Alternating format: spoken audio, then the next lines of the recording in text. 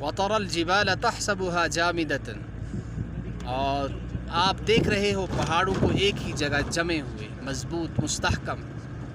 وَهِيَ تَمُرُّ مَرَّ السَّحَابِ، اور جب قیامت آئے گی تو اللہ تعالیٰ ان کو بادل کی طرح چلا دیں گے، وہ بادلوں کی طرح چل رہے ہوں گے، گزر رہے ہوں گے. صنع اللہ الذی اتقن کل شیء، اللہ کی یہ پیدائش جس نے ہر چیز کو بڑا مضبوط اور متین اور مستحکم پیدا کیا. انہ علی کل شیء قدیر، بے شک وہ ہر چیز پر طاقت رکھنے والا اور قدرت رکھنے والا.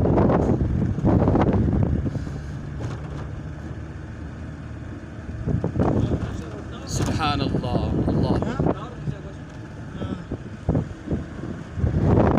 اللہ اکبر. جناب رسول اللہ صلی اللہ تعالیٰ علیہ وسلم جب بلندی پر چڑھتے تھے تو اللہ اکبر، اللہ کی تکبیر اور بڑائی سے آپ صلی اللہ تعالیٰ علیہ وسلم کی زبان مبارک گنگناتی رہتی تھی. یہ اس پہاڑی کے ختم ہوتے ہی سامنے سے ہمارے شمس بری پہاڑی شروع ہو رہی ہے. شمس بری پہاڑی جو ہے، میں نے اپنے ایک ساتھی مفتی طاہر سے اور مفتی فیض الوحید صاحب کا بیان سنا ہے کہ یہاں شمس الدین کوئی بزرگ آ کر انہوں نے